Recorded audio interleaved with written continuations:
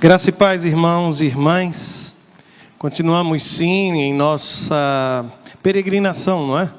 O tema continua sendo o mesmo, e hoje, ao invés de personagens bíblicos, nós vamos olhar a vida de oração da igreja em Jerusalém, a Igreja Batista em Jerusalém. Deixe-me dizer-lhes que todos nós sonhamos com uma igreja assim, uma igreja de oração.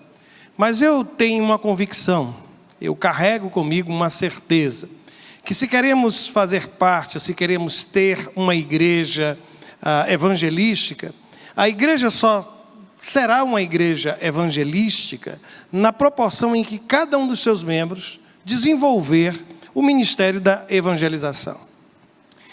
Se queremos ter uma igreja marcada pela comunhão, a comunhão numa igreja, ela é proporcional à abertura que cada um de nós, a forma como cada um de nós nos relacionamos uns com os outros. E no que diz respeito à oração, não é diferente. Uma igreja, ela se torna uma igreja de oração na proporção em que cada um dos seus membros busca essa intimidade com Deus. E aqui estamos nós debruçados sobre um dos textos mais preciosos do livro de Atos dos Apóstolos, o capítulo 2. E é um capítulo interessante porque ele traz diversos ângulos daquilo que seria a missão da igreja. Aliás, quando eu digo isso, eu volto até no tempo. Aliás, hoje é um dia muito especial, viu, para os teólogos. Hoje é o dia do teólogo. Parabéns aos teólogos, teólogas que estão por aqui de plantão. Mas eu me recordo que, meados dos anos 70, lá do século passado, houve um encontro muito importante em Lausanne. E como resultado, um documento saiu, um Pacto de Lausanne, e o trabalho de John Stott foi muito interessante naquele período. E entre muitas coisas, eu me recordo que houve uma discussão em torno da missão da igreja. Que ao invés daquela redução em que se responde ou que se estabelece que a missão da igreja é pregar o evangelho, a ideia passou a ser um pouco mais ampla, que a missão da igreja seria, na verdade, toda a responsabilidade neotestamentária aplicada a ela. E nesse sentido, todos os outros aspectos da vida da igreja começaram a fazer parte de uma missão que era muito maior do que estritamente nesse aspecto da evangelização. E esse texto ele foi reinterpretado, lido, e é muito interessante. E ele começa dizendo assim, o texto sagrado: e perseveravam na doutrina dos apóstolos, e na comunhão, e no partir do pão, e nas orações. Consegue perceber que na relação com a palavra, a relação de profundidade, nós lançamos as nossas raízes como igreja naquilo que emana do texto, da escritura. Então, quando eu penso na relação da igreja com a palavra, o texto me responde dizendo que a igreja precisa perseverar na doutrina dos apóstolos. E lembrem-se que naquela ocasião, o Novo Testamento, o cânon, não tinha sido fechado. E então a igreja se estabelece naquilo que é a doutrina apostólica. Notem que esse mesmo texto vai falar do exercício da comunhão. E a comunhão é a minha relação com o outro. E na relação com o outro, o princípio básico que ali se estabelece é o princípio da comunhão. E notem que depois ainda aparece a ideia de oração que tem a ver com a minha relação com Deus. Se eu tenho uma relação de profundidade com a palavra, eu tenho uma relação com o outro de comunhão, e eu tenho uma relação com Deus de intimidade através da oração. O texto prossegue e diz assim, que em toda a alma havia temor, e muitas maravilhas e sinais se faziam pelos apóstolos. E novamente a ênfase, a comunhão. E todos os que criam estavam juntos e tinham tudo em comum. E o texto vai dizer que a igreja também se abre para o serviço, a relação com o outro no sentido de abençoá-lo nas suas necessidades básicas, a igreja enquanto serva. Aí o texto diz que vendiam as suas propriedades e bens, repartiam com todos, segundo cada um havia de mister. E é muito interessante, irmãos, porque o texto ainda vai falar aqui da adoração, né? Porque a Bíblia vai dizer que eles perseveravam unânimes todos os dias do templo. E eu chamo a sua atenção para essa palavra aqui, unânimes. Eu ainda vou fazer um sermão usando o livro de Atos dos Apóstolos, considerando essa característica não é unidade, viu gente? É unanimidade na vida da igreja, unanimidade. E aí o texto vai falar de templo. Ora, quando o texto fala aqui de templo, é um templo cristão? Não, meus irmãos. Nesse período, nós ainda não tínhamos templos voltados ou de propriedade de uma igreja cristã. Esse templo aqui é o templo de Jerusalém, que durante muito tempo ainda foi a casa, o lugar de referência para esses cristãos recém-saídos do judaísmo. E eles se encontravam ali. Mas o texto diz que além do templo, eles partiam pão de casa em casa. E essa cerimônia do partir o pão, ela é para muitos uma referência clara à celebração da ceia do Senhor, mas que tinha um caráter muito mais amplo do que aquilo que hoje nós celebramos. Em que sentido? É que na verdade, irmãos, era uma grande ceia mesmo. Era a participação de todos. E isso é muito belo ver a igreja vivendo essa experiência, tanto no templo quanto nas casas. E o texto continua, mais uma vez a ênfase à comunhão, porque diz o texto que eles comiam juntos, com alegria e singeleza de coração. Mais uma vez a ideia da relação com Deus, agora não marcada pela oração, mas pelo louvor. E aí o texto vai dizer, caindo na graça de todo o povo, e eu pequei porque não coloquei o verso seguinte, porque o verso vai dizer que o Senhor ia acrescentando à igreja a cada dia aqueles que iam sendo salvos. O que nos dá a dimensão do crescimento da igreja no sentido da evangelização. Então, no que diz respeito à minha comunhão com Deus, oração, louvor, certo? No que diz respeito à minha relação com você, espírito de comunhão. O que diz respeito à relação desta comunidade com o homem nas suas necessidades sociais, a gente vende tudo para suprir as necessidades daquele que está passando dificuldades. No que diz respeito ao homem, mas nas suas necessidades espirituais, ele vai ser alvo daquilo que o texto diz, a igreja que cai na graça e eles são acrescentados ao povo de Deus. E que nos diz respeito à profundidade, na relação com a palavra, a permanência, a perseverança na doutrina dos apóstolos. Chegamos juntos até aqui? Posso começar então o estudo da noite de hoje, depois de termos lido Atos capítulo 2? Muito bem. Observe que o texto fala de uma igreja que orava, de uma igreja que vivia a experiência de oração.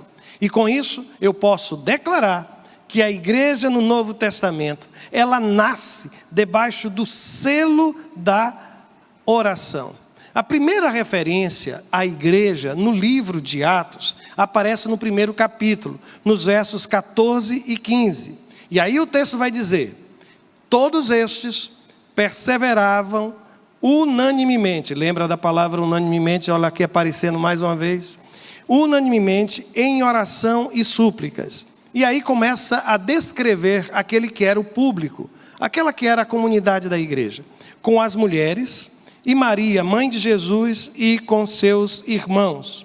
Aí o texto diz que naqueles dias, levantando-se Pedro, no meio dos discípulos, e aqui é uma referência ao número aproximado da igreja naquele momento, quando o texto diz que a multidão reunida era de quase 120 pessoas.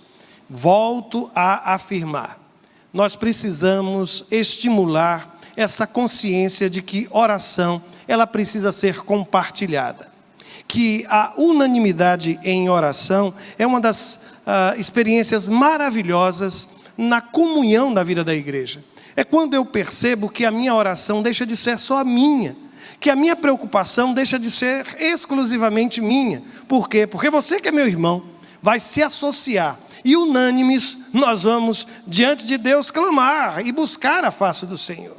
Por isso, meus irmãos, a gente não pode desprezar os cultos de oração da igreja, sabiam? As oportunidades que temos de orar uns pelos outros, nós estabelecemos com isso uma relação de profundidade.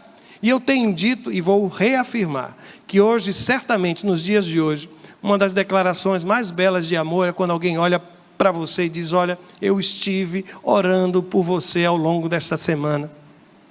De madrugada eu me levantei e coloquei o seu nome no altar do Senhor. Eu estive com a minha família e nós nos lembramos de vocês. Eu estou ligando para saber como vocês estão e para lhe dizer que nós estávamos há pouco orando e intercedendo em seu favor. Igreja é lugar onde a gente experimenta a unanimidade em oração. Porque os irmãos já imaginaram se a unanimidade da igreja não acontecer num momento como esse? Se nós não conseguirmos sermos unânimes quando estamos orando ao Senhor, onde mais a gente pode construir essa unanimidade? Só que o texto não fala somente que eles estavam unânimes. O texto diz que eles perseveravam unânimes, correto? E aqui uma palavra sobre essa ideia de perseverança. O significado da palavra perseverança na língua grega tem a ideia de dar continuidade a uma ação após intenso esforço. Você se esforçou bastante, mas agora precisa continuar se esforçando. Porque unanimidade, irmãos, exige esforço. Quer ver uma coisa que não precisa a gente se esforçar? É para discordar. Alguém precisa se esforçar para discordar? Não, irmãos. Mas para ter uma visão de unidade é preciso esforço, é preciso renúncia, é preciso querer, é preciso abrir mão, é preciso olhar com o olhar do outro, é preciso sentir com o coração do outro. Porque para dividir, afastar, separar, conflitar, a gente não precisa se esforçar. Mas para viver bem, viver em unidade, estabelecer uma relação profunda de amor, isso sim, irmãos, isso sim, exige esforço e, aliás, intenso esforço de cada um de nós. Mas o texto que lemos, lá de Atos 1, os irmãos se recordam que eu disse que, naquele momento, Lucas descreve um pouco do perfil da igreja. Você percebeu que ele fez o registro da participação tanto de mulheres quanto dos familiares de Jesus? O texto diz isso, que as mulheres estavam ali. E isso para mim é tão importante, porque quando nós lemos o primeiro livro escrito por Lucas, que é o evangelho que traz o seu nome, que é o que ele chama na abertura, no prólogo do livro de Atos, fiz o primeiro tratado que é o evangelho. Quando Lucas escreve sobre o ministério de Jesus, ele faz questão de registrar a presença feminina ao lado de Jesus. E aqui eu trago para mostrar-lhes isso, está no capítulo 8 do Evangelho de Lucas, quando ele diz o seguinte: e algumas mulheres que haviam sido curadas de espíritos malignos e de enfermidades, e aí ele começa a relacionar essas mulheres. Ele diz Maria, chamada Madalena, da qual saíram 7 demônios, e Joana, a mulher de Cusa, procurador de Herodes, e Susana, e muitas outras que o serviam com seus bens. Lucas, quando começa o livro de Atos, diz que as mulheres ainda estavam presentes no ministério de Jesus. Que mesmo depois da morte de Jesus e a sua ressurreição, essas mulheres que lá atrás estiveram apoiando o Senhor, continuam presentes na vida da igreja. Além disso, Lucas nos faz ver que os irmãos, a família de Jesus ali estava. Apenas para relembrar, o texto quando lemos, dizia ou falava da presença dos irmãos de Jesus ali. O texto diz que os irmãos, Maria e os seus irmãos. Lembram-se disso? No texto de João, capítulo 7, versículo 5, há uma referência curiosa. O Evangelho de João diz que nem mesmo os seus irmãos criam nele. Ora, o Evangelho diz que a incredulidade, que a dificuldade em acreditar estava presente dentro da própria casa de Jesus. Só que depois da sua morte e ressurreição, o que é que Lucas, por favor, perdoe-me nisso, quando escreve o livro de Atos, o que ele vai dizer? Que esses irmãos agora, que antes estavam sendo tomados pela incredulidade, estão também com a igreja participando da celebração. Então aqui a gente consegue enxergar uma igreja com a presença dos familiares de Jesus, com a presença de mulheres, ao todo 120 reunidos, esperando o quê? Vocês se recordam o que é que eles estavam esperando? A descida do Espírito Santo. E enquanto eles esperavam, eles se reuniam para quê? Para orar. Foi ali que provavelmente eles aprenderam a conviver uns com os outros. Foi a partir daquele momento que eles conseguiram conviver, comungar. E neste grupo, a presença de mulheres, a presença dos familiares de Jesus e a presença de outros discípulos fica aqui registrada. Mas aquela igreja em Jerusalém também se revela como uma igreja que descobriu a importância de usarmos a oração antes da tomada de decisões. Quando isso acontece? Eu quero mostrar-lhes que quando da escolha do substituto de Judas Iscariotes, o assunto foi levado, e eu já li sobre isso, lembram-se que Pedro levantou-se no meio da multidão, aí o texto continuou dizendo, ora, o grupo era na verdade composto por cerca de 120 pessoas. Quem leva este assunto para a assembleia da igreja, para a reunião da igreja, é o apóstolo Pedro. Ele diz o texto, e naqueles dias, levantando-se Pedro no meio de discípulos, dos discípulos que estavam orando, dos discípulos que estavam compartilhando aquele tempo, ele se levanta. E o interessante é que Pedro primeiro apresenta como que os critérios. Aliás, ali deveria ser a letra B, não é? Primeiro ele apresenta ali alguns critérios. E qual é o critério fundamental? Observe o livro de Atos, capítulo 1, versos 21 e 22. O que é que está escrito lá? É necessário, pois, que dos homens que conviveram conosco todo o tempo em que o Senhor Jesus entrou e saiu dentre nós, começando desde o batismo de João, até ao dia em que entre nós foi recebido em cima, um deles se faça conosco testemunha da sua ressurreição. Qual é o critério que Pedro estabeleceu para a escolha do sucessor, daquele que iria ocupar o lugar de Judas Iscariotes? Que aquele que fosse escolhido precisava ter sido uma testemunha ocular do ministério de Jesus. Ficou claro? Então ele se levanta no meio da igreja e diz, olha, nós precisamos escolher alguém. Mas é bom que a igreja tenha consciência de que essa pessoa escolhida precisa ter sido uma testemunha ocular de todo o ministério de Jesus, inclusive de sua ressurreição. Notem, o que o apóstolo Pedro faz é estabelecer os critérios, ou que critério a igreja deveria usar para escolher esses nomes. Depois disso, a Bíblia vai me dizer que foram apresentados os nomes. E aí o texto vai dizer, esse é um exercício tão interessante, irmãos, nos versos 23 a 26, a Bíblia diz o seguinte, prestem bem atenção. E apresentaram 2 nomes. Notem que o verbo está no plural. Apresentaram. Com isso, o texto prossegue dizendo assim, José, e aí diz o texto, chamado Barrabás, e ainda acrescenta que ele tinha por sobrenome o Justo, e Matias. E ninguém fala nada mais acerca de Matias. Apenas diz o nome Matias. O texto prossegue.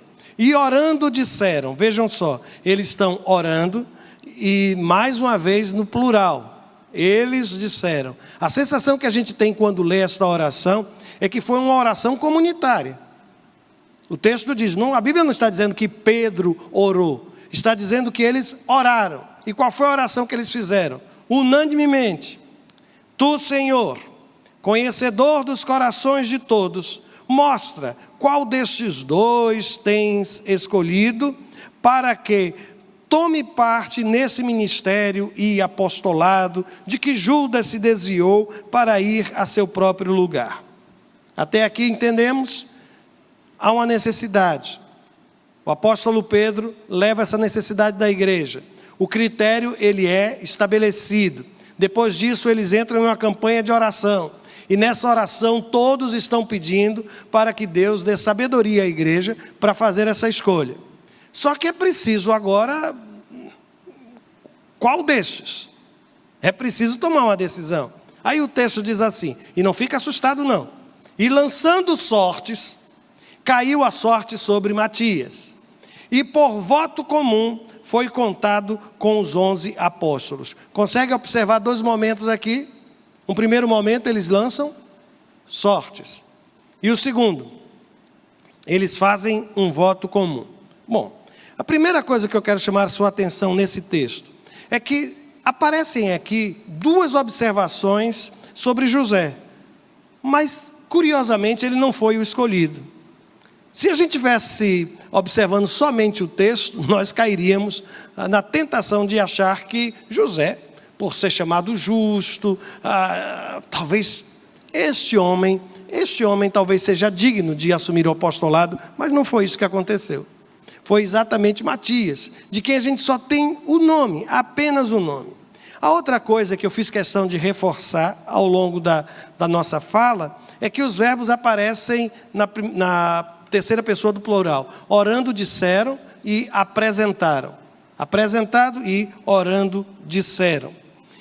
Terceiro, de forma prática, na hora de escolher o substituto, eles fizeram duas coisas. Lançaram sortes e segundo, por voto comum. Você não fica assustado não com a ideia do lançar sorte. Se você se recorda, desde o tempo de Jonas, lá atrás, houve um momento em que a sorte também foi lançada, para saber quem era o traidor dentro daquele navio. Era um costume, irmãos. Aliás, eu vou mais longe.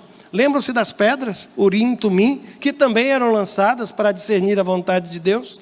Esse era um modo objetivo de tentar descobrir qual era a orientação divina.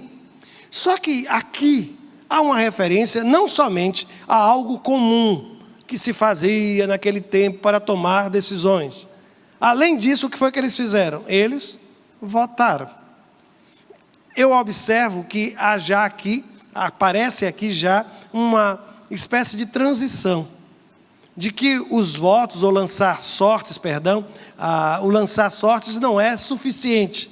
Além de lançar sortes, eles votam e chegam à conclusão, não, realmente esta é a escolha. Matias é o homem que deve substituir Judas Iscariotes. Portanto, antes de tomar decisões, antes de fazer suas escolhas, ore. O que a igreja em Jerusalém está fazendo é dizendo o seguinte, decisões, ainda que sejam administrativas, porque o que eles estão fazendo é substituir um nome na sua liderança. Mas isso não é um ato administrativo. Eu sou de um tempo, e o pastor Ercílio Arandas, que foi meu pastor na adolescência, eu me recordo que ele costumava chamar de culto administrativo. A realização das assembleias, as sessões regulares, recebiam o nome de culto administrativo. E ele fazia sempre questão de dizer que quando nós decidimos como igreja, também estamos cultuando ao Senhor. Nenhuma decisão da igreja pode ser tomada sem oração, irmãos. Sem a intercessão, sem a busca de Deus, sem essa unanimidade em oração, todos pedindo ao Senhor que revele a sua vontade, que conceda à igreja discernimento. Para qualquer que seja a situação ou decisão, toda e qualquer decisão precisa ser precedida de oração. Mas vamos continuar mergulhando na história desta igreja em oração, e aí nós vamos perceber uma terceira e última característica que destaco aqui. É que aquela foi uma igreja que revelou um enorme discernimento espiritual na hora de identificar o que de fato é mais importante.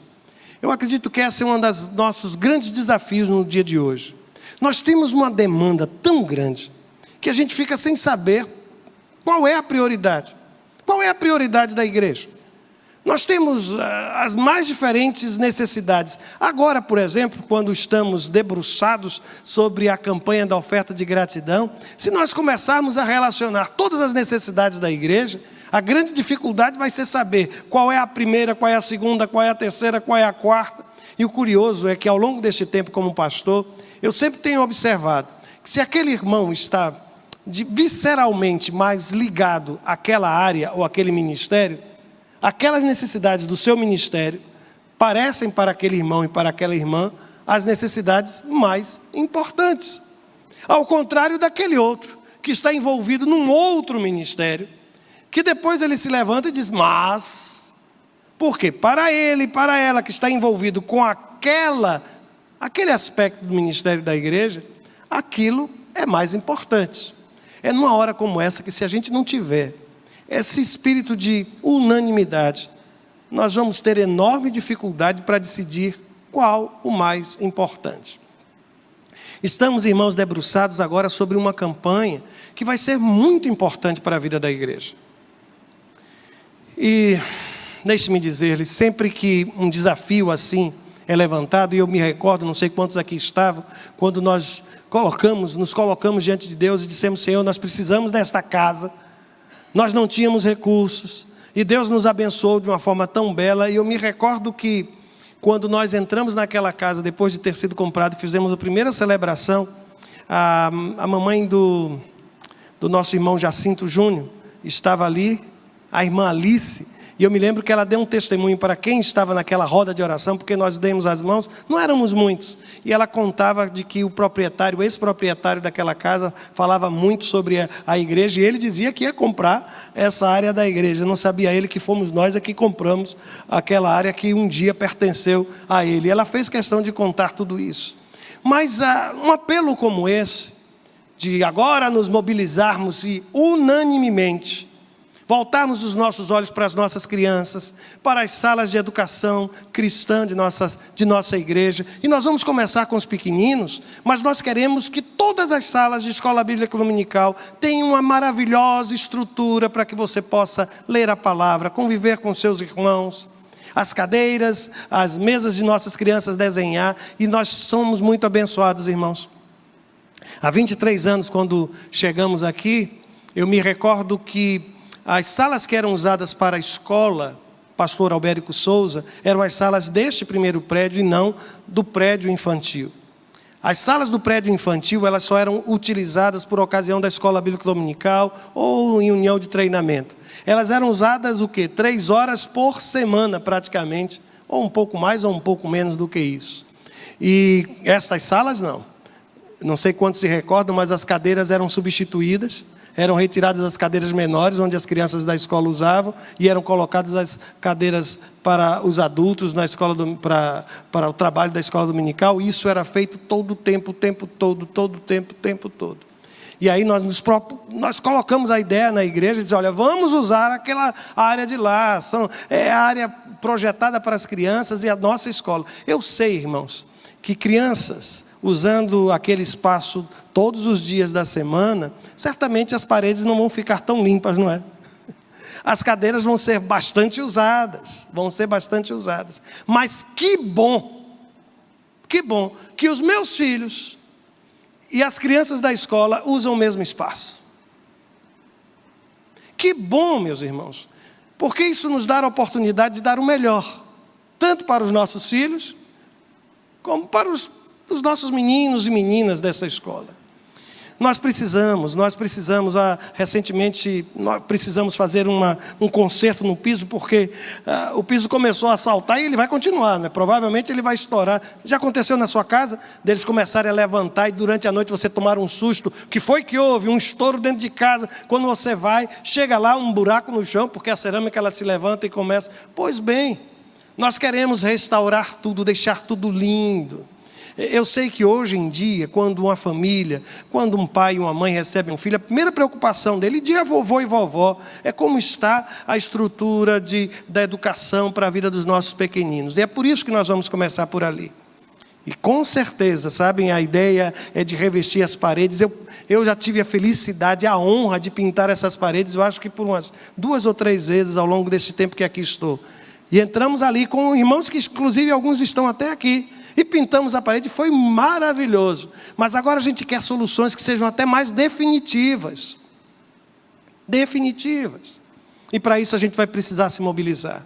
Nós estamos já há algum tempo fazendo apelo à igreja, no sentido de termos 12 líderes para esta campanha. Na campanha anterior, eu me lembro que eu falei num culto. E durante o culto, 12 voluntários se levantaram. Estamos conversando sobre isso. E eu vou dizer-lhes, há pouco, na reunião que tivemos ontem à noite, eu soube que já houve novos nomes indicados, mas até ontem à noite, me parece que nós tínhamos 5 ou 6 líderes. Nós não conseguimos nem os 12 líderes da campanha, irmãos. Nós não conseguimos nem os 12 líderes. É por isso que nós precisamos ter consciência de que chegou o momento de unanimemente abraçarmos tudo isso. Abraçarmos tudo isso. Mas pastor, não íamos trabalhar com o santuário? Sim, mas eu já disse aos irmãos e vou repetir, eu espero não precisar nem mais fazê-lo. Mas aquilo que foi uma dificuldade para nós algum tempo atrás, que era abrigar os irmãos aqui, eu me recordo, irmãos, nós colocávamos fila de cadeira de um lado, às vezes fila de cadeira do outro, abríamos as portas ali atrás, lembram-se disso? Colocávamos cadeiras, era uma bênção, a igreja lotada. Mas a pandemia, alguns dos nossos irmãos ainda nem voltaram, e eu não sei o que vai acontecer. Os irmãos sabem, eu também não sei. Eu não sei. Mas nós vamos continuar trabalhando. Hoje, o nosso grande desafio não é mais o nosso santuário. É por isso que nós precisamos partir de lá. E essa semana nós fomos tão abençoados. Tão abençoados. O tesoureiro de nossa igreja, o irmão Múcio, estava muito apreensivo em função do saldo de nossa igreja, dos compromissos de final de ano. E conforme ele mesmo disse, ficou uma noite sem dormir. De segunda para terça-feira ele ficou muito apreensivo. No domingo, na terça-feira pela manhã, sabe o que aconteceu? Nós recebemos a visita dos nossos irmãos. Lembram-se dos nossos irmãos da Outra América, que sempre aparecem por aqui e que já abençoaram a vida de nossa escola algumas vezes? Pois bem, preocupados nós estávamos porque precisávamos do 13º salário das professoras de nossa escola. Janeiro é o período delas de férias, a gente teria que fazer antecipação. Mas nós recebemos uma oferta desses irmãos que vai nos dar condições de pagar tudo isso, irmãos. Todos os nossos compromissos. Eles vieram, nem sequer sabíamos, e no meio da reunião eles disseram, trouxemos uma oferta para a escola, que era o bastante. Eu vi que o nosso tesoureiro chegou mesmo a respirar fundo algumas vezes, porque a emoção tomou conta dele, viu? E eu disse, é assim que a gente vive em igreja, a gente vive pela fé. E eu vou dizer-lhes, olha, orçamento de igreja é coisa que nenhum economista, nem de Harvard, irmão, sabe? Não explica. Porque tem umas coisas que são inexplicáveis, inexplicáveis.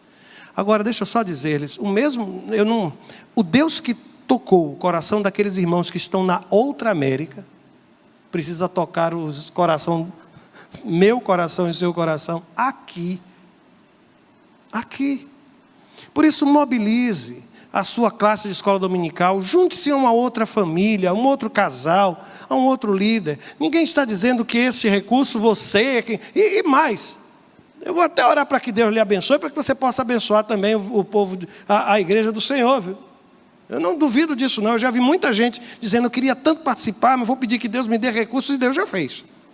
Mas nós precisamos encarar isso como um desafio, unanimemente, saber o que hoje é prioridade. E o interessante, aí eu vou voltar lá para o texto sagrado, houve um momento em que eles precisaram definir o que nós vamos fazer. O que vamos fazer diante de tantas necessidades? Eu me recordo que os apóstolos chegaram para o grupo, havia um desconforto, uma murmuração entre o grupo helênico e o grupo hebreu na igreja. As viúvas dos gregos estavam sendo desprezadas. Mas vejam a resposta dos apóstolos.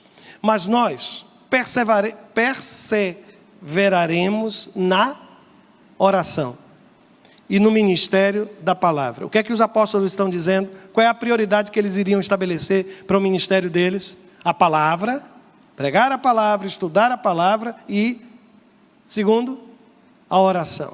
Aí o texto diz, e este parecer contentou, e eu gosto da palavra contentou, porque não quer dizer que eles se resignaram, aceitaram. Eles ficaram contentes com aquilo, quando eles viram o compromisso da liderança da igreja com a oração e com a palavra. E aí o texto diz, e elegeram Estevão, homem cheio de fé e do Espírito Santo, e Filipe, e Prócoro, Nicanor, Timão, Parmenas, Nicolau, prosélito de Antioquia, e os apresentaram ante os apóstolos, e estes orando, lhes impuseram as mãos. O que eu observo, irmãos, é que por mais importante que seja a obra social da igreja, a assistência às viúvas, ou mesmo a solução de conflitos, já que havia uma murmuração dentro da comunidade, nada deve ofuscar a vida de oração do povo de Deus. Os apóstolos disseram: estamos com um problema, precisamos resolver este problema, mas Deus tem que levantar gente no meio do seu povo. Porque o apóstolo, ele disse assim: olha, eu vou continuar me dedicando a duas coisas. Quais são? A oração e a palavra. Eu sempre me preocupo, eu já disse isso inclusive a obreiros e a própria junta de missões nacionais e mundiais, aqueles que fazem a junta, dirigem a junta. Hoje em dia a gente observa que aqueles obreiros que trabalham inclusive em missão, como a Cristolândia, eles precisam levantar aqueles que serão os mantenedores do seu ministério. Eu costumo dizer que quando um missionário ele precisa estar preocupado, inclusive com a sua manutenção, com as contas que ele vai precisar pagar, isso deveria ser preocupação da igreja e não dele. Porque ele precisaria estar tranquilo em relação às suas necessidades, para ocupar-se de uma forma tranquila, sabe, irmão? Mas tranquila mesmo, com a palavra, com a oração, com a pregação do Evangelho. Deu para entender o que eu quis dizer com isso? Por isso, meus irmãos, eu quero insistir. Esse é um tempo de mobilização. Esse é um tempo de mobilização. Há no texto sagrado o registro da compreensão da igreja daquela necessidade. Não houve rumores. Não houve ninguém que se levantou, mas diante de uma situação desta, os apóstolos vão viver agora só orando e se preocupando com a palavra. E que nós é que vamos ter... É isso mesmo, irmãos. Só que você observou que no texto a igreja ficou contente em perceber que os seus líderes sabiam qual deveria ser a coisa mais importante. E a pergunta depois disso é o reconhecimento da liderança apostólica. Fica extremamente evidente no texto. Por quê? Porque eles levam a questão, estabelecem o perfil como fizeram depois, como fizeram antes na escolha de Matias, como deveriam ser aqueles homens escolhidos. Depois eles trazem o parecer, e eles trazem o parecer para os apóstolos. A liderança, ela continua, irmãos. Ela continua fortalecida a partir daquela crise. Mas o que eu vou pedir a Deus em oração? É nessas horas que a igreja lá em Jerusalém nos dá uma aula. Os apóstolos tinham sido perseguidos, proibidos de continuar pregando. Retornam, dão testemunho, felizes por terem sofrido no nome do Senhor. E no capítulo 4, verso 29, veja qual foi a oração que a igreja fez em tempo de crise. Concede aos teus servos que falem com toda ousadia a tua palavra. É impressionante o quanto a oração nos faz corajosos, não é, irmãos? Um homem de Deus que ora diante de problemas, ele sai fortalecido. Uma mulher de Deus que ora diante de dificuldades imensas, é uma mulher que sai dali fortalecida. Ninguém vai ao trono de Deus em oração para não receber dele a graça, a misericórdia, o poder. Eu posso começar minha oração, irmãos, chorando, mas eu vou terminar com esperança. Eu posso começar minha oração com um sentimento de peso e de culpa pelo erro que cometi. Mas quando eu terminar minha oração, pode ter certeza que eu vou levantar-me da presença de Deus aliviada, porque eu sei que Deus perdoa os meus erros. Quando eu começo a oração sem saber o que fazer, eu vou terminar a oração com a certeza de que Deus sabe. E eu vou descansar meu coração. A oração, ela não transforma o caráter de Deus. Deus não se torna mais forte ou mais poderoso porque oramos para Ele, não. Sabe quem é que muda na oração, irmãos? Sou eu, é você. Transforma o meu caráter, a minha vida pessoal. Por isso, não despreze a força do unanimemente na vida da igreja. Há um texto precioso sobre isso, quando a Bíblia vai dizer que muitos sinais e prodígios eram feitos entre o povo pelas mãos dos apóstolos e estavam todos unanimemente no alpendre de Salomão. Eu gosto dessa história, sabe? Porque isso me lembra, eu me recordo que eu fui algumas vezes pregar na Igreja Batista Memorial lá de Brasília. É um espaço enorme. A área daquela igreja é uma coisa impressionante. Mas eu descobri que aqueles que são lá do sul do Piauí, lá da cidade de Corrente, e praticamente tem uma comunidade de piauienses dentro da igreja lá em Brasília. É impressionante.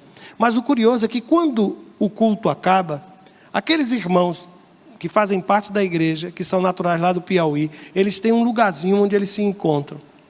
Se você quiser encontrar um piauiense lá na Memorial de Brasília, depois eu lhe digo para onde é que você vai. Eles vão e se reúnem naquele lugar. A sensação que eu tenho é que esse pessoal, os cristãos lá no primeiro século, que iam para o templo judeu, fizeram a mesma coisa.